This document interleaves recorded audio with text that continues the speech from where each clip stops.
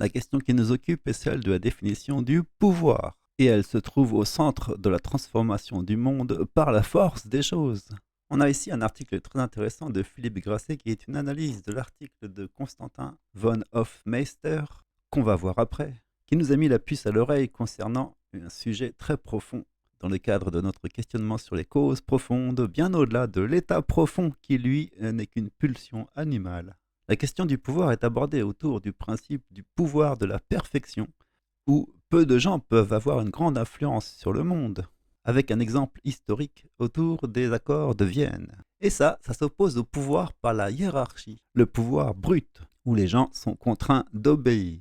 On parle donc de deux types de pouvoir, celui qui est quantitatif et celui qui est qualitatif. Seul le pouvoir garantit la liberté. Et donc il y a des critiques qui sont faites à cet article de Constantin von Hofmeister, mais qui au fond touche à un sujet qui est névralgique. Et donc on va commencer par jeter un œil à cet article.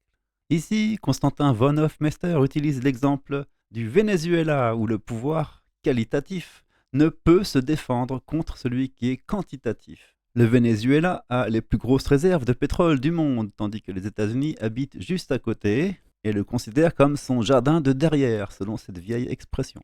Alors ici, au début, on peut voir les notes de la rédaction sur l'article, parce qu'évidemment, ils sont un petit peu surpris de voir que Constantin fasse une critique du multilatéralisme, alors que pourtant, quand même, chez nous, Constantin appartient à la multipolar press.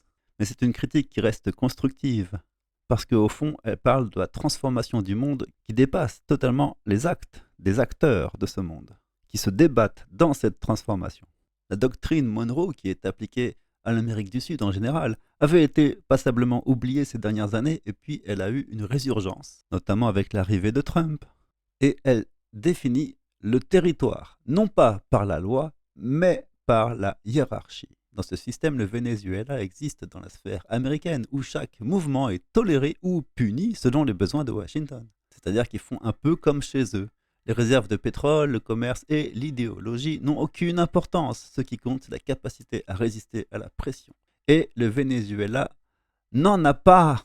Et c'est ça la question. Donc les États-Unis se sentent avoir le plein droit de pouvoir s'ingérer dans les affaires de l'Amérique du Sud, notamment en fomentant des raisons officielles d'intervenir, telles que le trafic de drogue, dont il a bénéficié. Et pour s'en convaincre, on peut remonter à l'article parent, qui est l'endroit où nous avons récolté tous les articles, 159 articles, sur l'agression contre le Venezuela menée par les États-Unis, qui en fait énormément. Et il y a beaucoup de choses qui se passent, beaucoup d'attaques, notamment certaines attaques qui ont été condamnées au niveau international. Mais pour ce qui nous intéresse, nous, c'est la définition du pouvoir. Donc une prime a été mise sur la tête de Maduro, tandis que celle sur l'ancien agent de Daesh a été retirée, étant donné que maintenant il a réussi à prendre, et ça c'est le terme, la Syrie. Et on le voit partout serrer la main de tous les dirigeants comme une personne respectable, alors que précédemment on l'avait vu avec des têtes coupées, ce qui a donné lieu à l'époque à toute une série d'articles sur le principe des décapitations. Donc les gentils sont les ennemis et les méchants sont les amis. La critique de von Hofmeister s'adresse au principe de multipolarité qui, selon lui, est darwinienne. Les États-civilisations rivalisent comme les espèces rivalisent et la survie appartient à ceux qui s'adaptent grâce à leur force. Il n'y a donc pas de réponse qui est apportée au principe de la qualité du pouvoir, seulement à la force du pouvoir.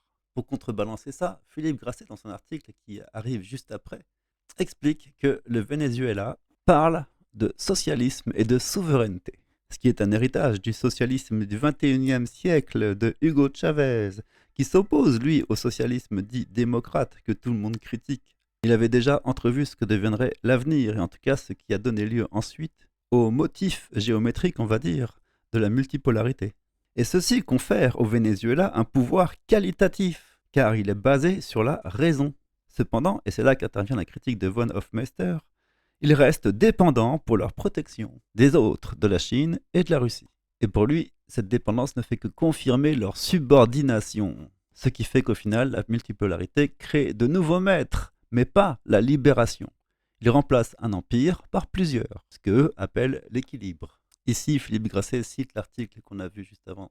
Si la puissance de l'hémisphère occidental perpétue sa détestable pratique d'intervenir dans les affaires des autres pays, ce qui s'appelle l'ingérence, et constitue toujours autant qu'avant une violation, même si ça n'émeut plus personne. Pour autant, ce principe est opérationnel et fonctionnel, et il a des répercussions qui sont mécaniques.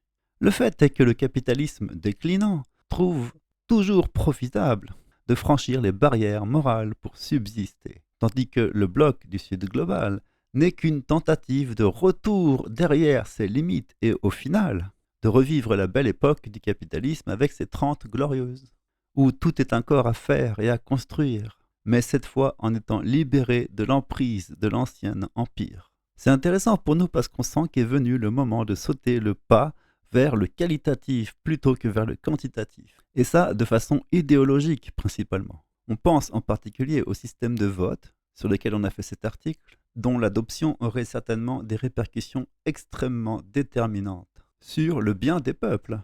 Mais aussi on pense à cet article qui n'a l'air de rien, mais qui inaugure un questionnement que nous avons abordé dans le livre Logiciel social. Il s'agit du fameux moment où les ressources ne sont plus illimitées et où le paradigme du système social, de la production et de son utilité ont intérêt à être médités. Parce qu'à partir du moment où il faut rationner les ressources, on utilise un système de calcul qui est très différent. C'est la recherche d'un lambda, d'un ratio et au final d'une rationalité. Donc l'usage de la raison est ce qui devient le plus profitable. Et pourquoi on n'a pas fait ça avant? Simplement parce qu'on a toujours considéré qu'on vivait dans un monde où les ressources étaient illimitées. C'est donc bien une question idéologique. Et là encore, on peut voir comment la réalité met les idéologies face à leurs problèmes de conception. Donc là, pour l'instant, il est question de tout d'un coup planifier son économie. Et c'est donc le premier pas sur de nombreuses autres affaires vers la rationalité.